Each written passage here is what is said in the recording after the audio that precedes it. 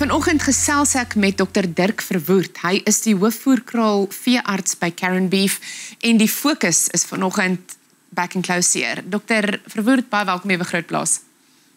Môre Mia, en baie dankie vir die geleentheid en 'n goeiemôre aan jou en al die kykers. Dit is vir ons lekker om jou hier te hê. Nou back and close hier maak op die oomblik groot moeilikheid en dit word tans as 'n ramp in Suid-Afrika beskou. Hoekom is dit nou spesifiek so groot probleem? Ja, Mia, baie goeie vraag. Jy weet wat ons nou ervaar is eintlik die gevolg van die laaste 5 jaar wat daar 'n rollende aantal uitbrake was, meer as 300 van hulle. En dit is die gevolg. Dis waar ons nou is. Hierdie mees onlangse reeks uitbrake is regtig waar net deel van daardie momentum. En dit het ons by hierdie punt van 'n krisis gebring. Dit is ver verby 'n enkele maatskappyprobleem. En dit is regtig iets wat die hele rooi vleisketting affekteer. Nou ek dink as mens kyk, want ons praat baie oor back and claw en ek dink natuurlik word daar goed in plek gesit om dit te probeer bekamp. Daar is maatreëls, daar is reëls, daar's beleide. As ek so voorbarig mag wees, hoekom kry ons nie sukses nie? Hoekom kry ons nie deurbraak nie? Wat is die rede vir dit? Ja, daar's 'n hele klomp redes, maar ek dink ek kan 2 hoofredes uitlig. En die eerste een is die fundamentele verkeerde benadering. Ons het hier 'n template wat toegepas word, die sogenaamde one size fits all benadering, wat regtig gebaseer is op ander stamme in die back and close familie, stamme in die noordelike halfrond in Brasilië en so aan, wat baie meer 'n virulente prentjie het as die stamme wat ons mee te doen het in Suidelike Afrika. So daar is heeltemal 'n ander benadering nodig om hierdie stamme aan te spreek.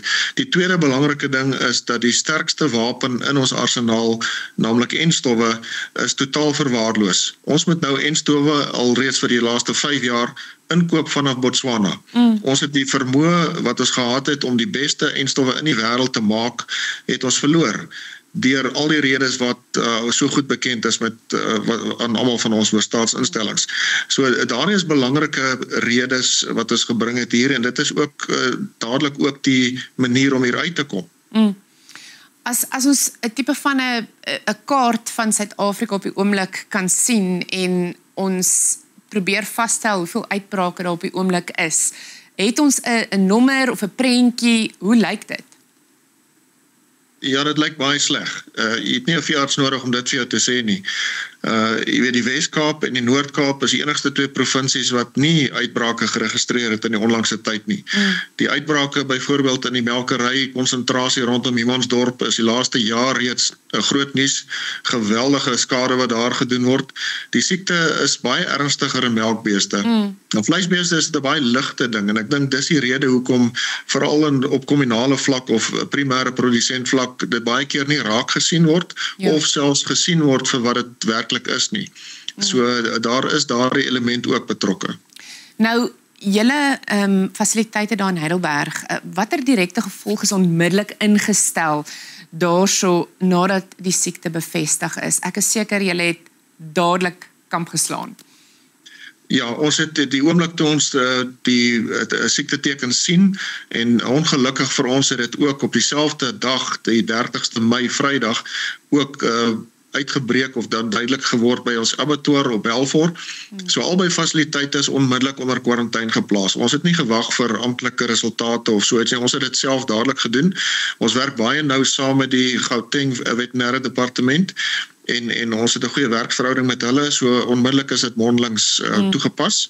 En nie, ons het nie gewag vir stukkies papier nie. Maar ons is in die gelukkige posisie dat in die Karen Beef groep ons 'n verskeidenheid van fasiliteite het. Ons het 'n voerkraal op Nigel, ons het 'n groot ook gras backgrounding sogenaamde fasiliteit daar, ons het 'n abattoir en voerkraal in KwaZulu-Natal en ons het 10 kwarantynefasiliteite versprei dwars deur die land waar beeste vir 28 dae eers gehou word voordat hulle na die voerkrale gaan. Ja. So ons het die wil dit nie heeltemal gestop nie. Die grootste volume is geaffekteer, maar mense sien nog steeds trokkery en dit is daardie fasiliteite natuurlik wat bedien word. 'n kleiner hoeveelheid vleis bereik die mark van ons kant af en dit behoort binnekort ook aangespreek te word. Ek dink as mens dit na 'n plaaslike en nasionale vlak vat en mens kyk na die werklike impak wat Back and Close op die vee en die vleisbedryf het. Mense kan syfers by dit sit, jy kan getalle, maar wat is daai impak? Dit is 'n geweldige impak. Dit is regtig enorm. Dit is, soos ek gesê het, nie net 'n maatskappyprobleem nie. Jy weet, ons koop in ons groep 30-40.000 beeste per maand, party maande 50.000 beeste. So net op daardie syfers alreeds kan mens sê, as jy daardie getal verminder, gaan dit 'n enorme impak hê op die primêre produsent en al die dinamieke van kalfpryse ensovoorts.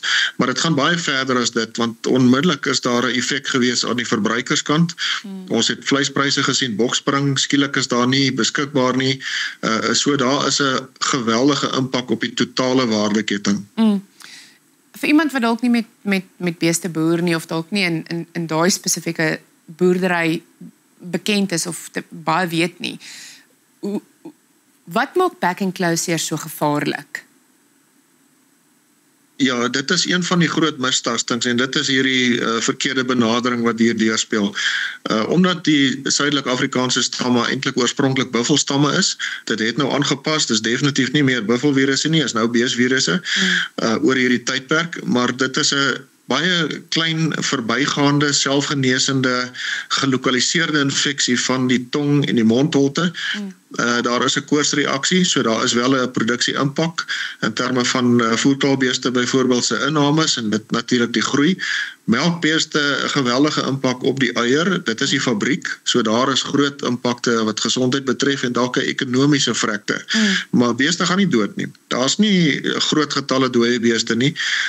En by ons bevolking, ons het so rowweg 120.000 beeste hier op Heidelberg in hierdie fasiliteit en dit is maar so 10% uiteindelik wat kliniese tekens wys. En dit is een van die redes hoekom die siekte ook onderskat word, soos gesê weet deur ekstensiewe mense. Die rede hoekom dit so hoë profiel is meer die internasionale status. En dit is waarop dit dan alles neerkom. Ek is seker baie word gedoen en ek is seker mense skarrel in hierdie situasie op die oomblik. Nou watter belangrike stap het die landbouminister spesifiek geneem om die uitbraak te probeer beperk? Ja, meneer Steenhuisen het natuurlik 'n besonder moeilike geskiedenis geërf, 'n klomp bagasie van goed wat net oor jare lank verwaarloos is en nie aandag gekry het nie. Dis hoekom ons in hierdie enstofsituasie sit waar ons is. So hy het onmiddellik ingetree en ek moet sê ek moet hom bedank vir sy persoonlike aandag ook aan hierdie situasie en daar is onmiddellik 'n klomp dinge reggestel en begin regstel. Ons is by 'n draaipunt en die eerste tree in die regte rigting is gegee. Hy het onmiddellik ook die aankope van 'n groot aantal enstowwe vir die krisisbestuursituasie gefasiliteer en ook is groot bedrag geld reeds geoormerk om van ons veterinêre fasiliteite by Onderste Poort op te gradeer en in lyn te bring sodat ons weer regtig die status kan wees wat ons moet hê. Ons moet enstowwe maak vir die hele vasteland en ons kan dit doen. So hy het dadelik 'n geweldige impak gemaak. Daar's geen twyfel nie. Ek kan nie ophou dink aan iets wat jy vroeër gesê het nie. Jy het genoem dat die Wes-Kaap is een van 2 provinsies wat nie geraak word deur die huidige uitbraak nie. Wat is die rede daarvoor dat sekere provinsies harder getref word en ander soos die Wes-Kaap net glad nie geraak word nie? Ja, ons kan maar spekuleer daaroor. Ongelukkig met Back and Close is daar definitief baie meer vrae as antwoorde. My eie opinie is omdat dit 'n provinsie is waar daar hoofsaaklik beeste uitvloei en nie soseer beeste invloei soos by die meeste van die ander provinsies nie. Die groot voerkrale is almal hier in die sentrale gedeelte in die Vrystaat en so aan in KwaZulu-Natal tot 'n mate geposisioneer. So die beeste wat daar inkom, daar's 'n klompie van Namibië af natuurlik van die noorde, 'n bietjie van die Noord-Kaap af, miskien daarin, maar die kleiner voerkrale en die fasiliteite in die Wes-Kaap koop hoofsaaklik plaaslike beeste. En dit is myns insiens die groot geheim. Daar's ook nie groot kuddes kominale beeste nie. Soos byvoorbeeld in KwaZulu-Natal is dit 'n geweldige faktor. En ook in die Oos-Kaap. En dit is dink ek die groot drywers van hierdie situasie. Ek moet net die geleentheid gebruik maak want mens weet nooit wat mense weet en wat se inligting hulle nie weet nie. So vir iemand wat al kyk vanoggend en nie 100% seker is vir wat hulle op die uitkyk moet wees nie. So as jy met veeboer wat moet jy op die uitkyk voor wees as dit kom by back and claw? Hoe gaan jy weet? Ja, jy weet, omdat dit so 'n ligte siekte is die tekens, die heel eerste tekens baie subtiel. En jy kan eintlik nie mense blameer dat hulle dit raak sien en dan nie as ernstig beskou nie. Ja. En dan sien jy jou bees miskien weer oor 2 of 3 dae weer en dan wonder jy watter een was nou eintlik die een met die skuim om die bek en die speeksel wat so 'n bietjie gevloei het, want dis maar waar dit begin. Dis wat mens sien, en as ons wat nou elke dag, 10 keer 'n dag na ons dieselfde beeste kyk, sien onmiddellik daardie tekens raak. En dit is maar die bees wat speel met sy tong letterlik, hy wil nie sluk nie, die tong is seer, maar dit sien mens van 'n afstand af, jy sien mens nou nie die seertjies van 'n afstand nie, dit sien jy eers in die drukgang as jy nou die bek oopmaak. So die speeksel wat uitvloei, dit is maar die heel eerste teken. Die voettekens wat almal na verwys, die seertjies tussen die kloue en so aan, dit is gewoonlik bietjie later. Dis 'n paar dae later wat dit eers duidelik na vore kom. En dan sit mense nie die twee bymekaar as nou dieselfde ding nie. Dit is geweldig aansteeklik, so by beeste wat baie naby mekaar is, soos 'n voerkraal of 'n melkery, beweeg hy geweldig vinnig. In 'n ekstensiewe situasie natuurlik baie stadiger, want dit is 'n druppeloorgedraagde virus, so dit is neus tot neus kontak en jy moet die ander ou se asem inasem en sulke dinge. Net soos griep ook maar tussen mense versprei. So dit is die belangrikste roetes. Ek moet ook net vra, wanneer weet jy is in die moeilikheid? As jy die eerste een sien. Dit is die regte antwoord daai. Ja, dit is so, en dit is ook 'n staatsbeheerde siekte, so daar is 'n verpligting op elke vee-eienaar en veearts wat dan nou so iets sien om dit te rapporteer. So dit is die ketting, en ongelukkig is die geweldige streng beheermaatreëls dan nou die ekonomiese skade, nie die direkte impak van die siekte self nie. Dit is hierdie kwarantyne en die stop van die hele storie. Ek verduidelik dit altyd vir mense om te sê, maar die rooivleisbedryf is soos 'n rivier wat moet vloei. En as jy 'n rivier oornag opdam, dan het jy geweldige skade beide stroom op en stroom af.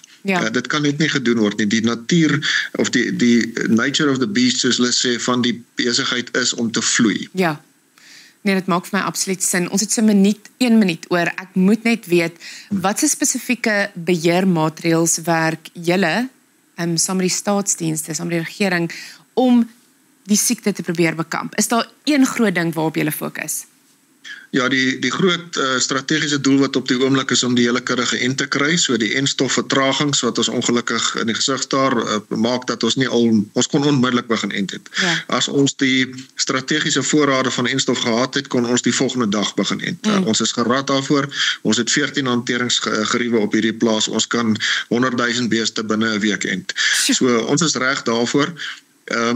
Op die oomblik, en ek dink miskien is dit die laaste ding wat mense ook daarom altyd moet sê, is wat die verbruiker betref, is daar nie een rede tot kommer nie. Dit is nie 'n siekte wat oorgedra word na mense nie, dit is regtig 'n voorraad en 'n beskikbaarheidsstorie wat die verbruiker aantas. Wel, ek moet sê, ek is geweldig dankbaar dat ons vanoggend met jou kon gesels. Dankie vir jou kennis en eintlik maar duidelike verduideliking van goed wat partykeer so ingewikkeld kan voorkom. Hou ons op hoogte. Baie dankie.